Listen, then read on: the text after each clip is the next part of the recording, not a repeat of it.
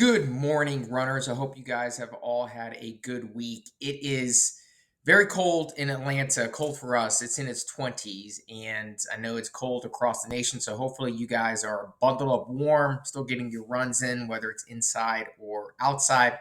But I just finished the weekly blog. It's going to come out today. I hope you enjoy reading it, but I wanted to give you a little bit more behind the scenes background on it. So the blog is about the retreating night move.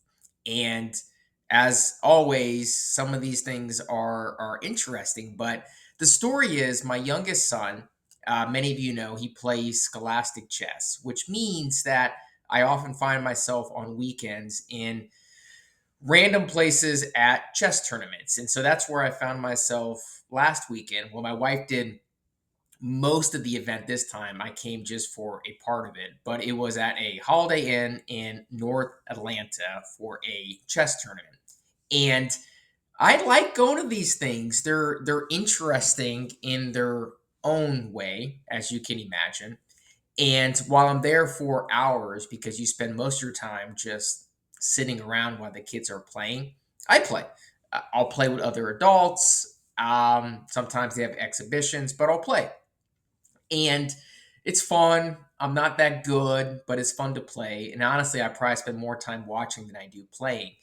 And I even watch chess tournaments on YouTube, often when I'm running on the treadmill. And that's when the blog kind of came to my mind. A few months ago, I was watching the World Chess Championship. And during the match, one of the grandmasters playing made a move. He retreated, he moved backwards with his knight. And the commentator said something that I thought was interesting. He said that the retreating knight move is the hardest move to make in chess. And that kind of caught my eyes. Like, well, why is that? Well, it turns out that when you have a given position and there's all these possibilities for the moves that can go happen, for most people, especially less experienced players, the move that you're least likely to consider is a retreating move, moving backwards from the position, because we are always wired to attack, to go forward, to advance, to make progress. When sometimes the best move in a position is to actually come back a little bit.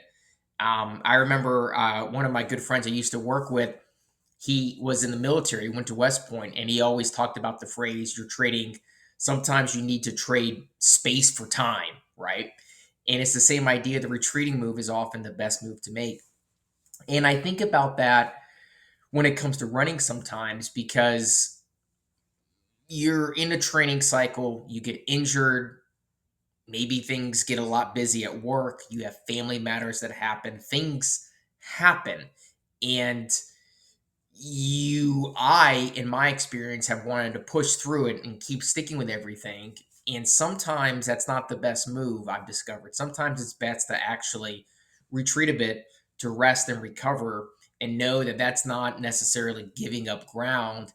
It is actually setting myself up for the best success. Anyways, hope you guys have a great weekend.